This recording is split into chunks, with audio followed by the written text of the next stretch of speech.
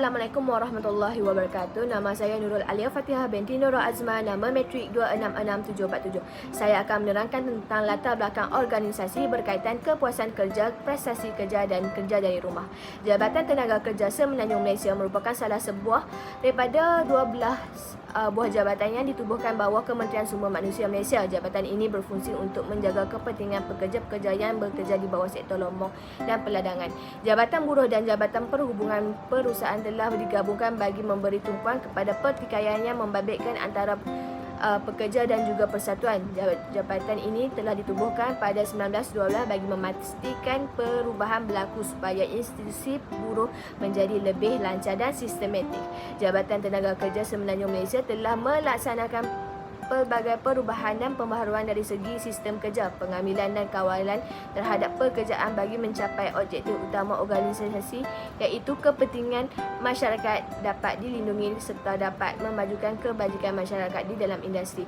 Di samping itu, JTKSM sentiasa memberi keutamaan dalam peluang pekerjaan. Visi JTKSM adalah sebagai peneraju utama pentadbiran yang cemerlang di dalam sektor swasta, manakala misi bagi JTKSM pula adalah memperkasakan pentadbiran buruh bagi mempertingkatkan kebajikan setiap pekerja dalam kepentingan bagi majikan.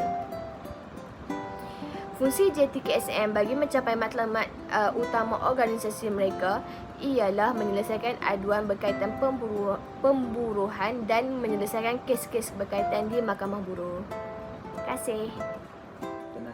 Assalamualaikum dan selamat petang. Nama saya Muhammad Farhan Rizlan, nombor matrik 266663. Teori yang berkaitan perkembangan teknologi dengan kepelbagaian elektronik baru yang sentiasa menjadi pilihan masyarakat seluruh dunia dikenali sebagai revolusi industri.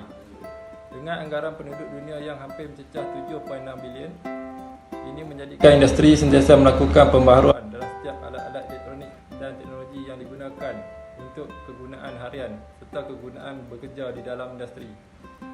Sehingga tahun 2020, peranti-peranti elektronik baru mempunyai keluaran yang jumlahnya melebihi jumlah manusia serta kemunculan teknologi tersebut dikenali sebagai revolusi perindustrian keempat.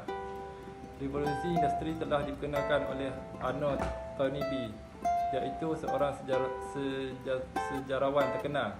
Revolusi industri ini telah melalui 4 fasa sehingga tahun 2020. Revolusi industri 1.0 telah mula berlaku pada tahun 1970 yang mana pembaharuan kuasa wap digunakan di banyak kilang untuk menggerakkan jentera dengan penciptaan kuasa enjin yang membawa kepada perubahan besar terhadap kegiatan industri. Pada tahun 1900 pula industri 2.0 telah memperkenalkan penggunaan kuasa elektrik bagi meningkatkan status hidup masyarakat sama ada dalam kehidupan harian atau kegiatan ekonomi dan perindustrian. Kuasa elektrik ini membuktikan. Assalamualaikum warahmatullahi wabarakatuh. Saya Azmi Syafuddin bin Abdul Aziz, nombor matrik 266892 akan menerangkan tentang contoh dalam organisasi. Okey, di sini saya ingin terangkan dalam organisasi Jabatan Tenaga Kerja Semenanjung Malaysia, isu yang sering berlaku adalah isu pembuangan pekerja. Hal ini terjadi disebabkan oleh sistem teknologi yang semakin canggih dan menyebabkan kurang tenaga kerja manusia diperlukan. Oleh itu, lambakan penganggur dalam kalangan masyarakat semakin bertambah. Ini termasuk dibuang kerja graduan lepasan universiti masih tidak dapat peluang untuk mendapatkan pekerjaan. Di samping itu juga di era pandemik COVID-19 sedang berleluasa di negara kita, menyebabkan lebih banyak tenaga kerja dikurangkan. Sistem kerja diperkenalkan dengan norma baru.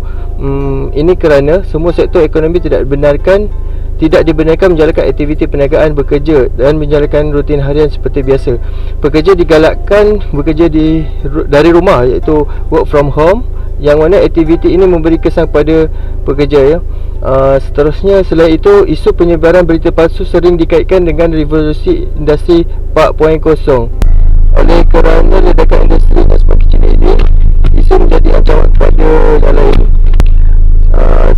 Selain itu, masyarakat setempat mudah percaya dengan penyebaran tidak benar, menyebabkan revolusi industri ini mengancam kepada perpecahan dan pertikaian yang tidak diduga. Ia memberi kesan kepada peringkat tempatan.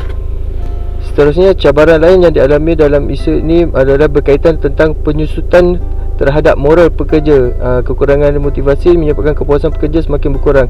Hal ini menyebabkan organisasi perlu melaksanakan strategi dan perubahan yang berkesan, iaitu bagi menangani isu tersebut. Ditambah pula dengan keadaan persekitaran dan memberi tekanan kepada ledakan revolusi industri 4.0 ini memberi kesan kepada aspek normal teknologi, ekonomi, pendidikan yang menggugat kelangsungan sumber manusia yang semakin menurun. Hal ini membimbangkan JTKSM kerana organisasi ini amat berkait rapat dengan pengurusan sumber manusia dan dalam menjaga kepentingan pekerja dalam sektor ekonomi.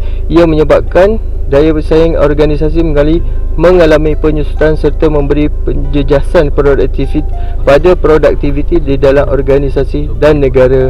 Sekian daripada saya. Terima kasih. Assalamualaikum dan salam sejahtera. Saya Fariza binti Jaafar, nombor matrik 266541. Di sini saya ingin membentangkan tugasan kumpulan kami, iaitu yang bertajuk kepuasan kerja, prestasi kerja dan kerja dari rumah. Saya ingin menekankan di bahagian cadangan penambahbaikan. Sebagaimana yang kita sedia maklum, revolusi industri 4.0 bukanlah satu perkara baru yang menyebabkan masyarakat sukar untuk menerima kepentingan atau keburukan daripada pelaksanaannya. Antara penambahbaikan yang boleh dilaksanakan oleh pihak kerajaan ialah pembukaan lebih banyak lagi sektor industri yang membuka peluang kepada generasi peluang pekerjaan kepada masyarakat, sekaligus dapat meningkatkan produk pengeluaran yang boleh dipasarkan di peringkat antarabangsa.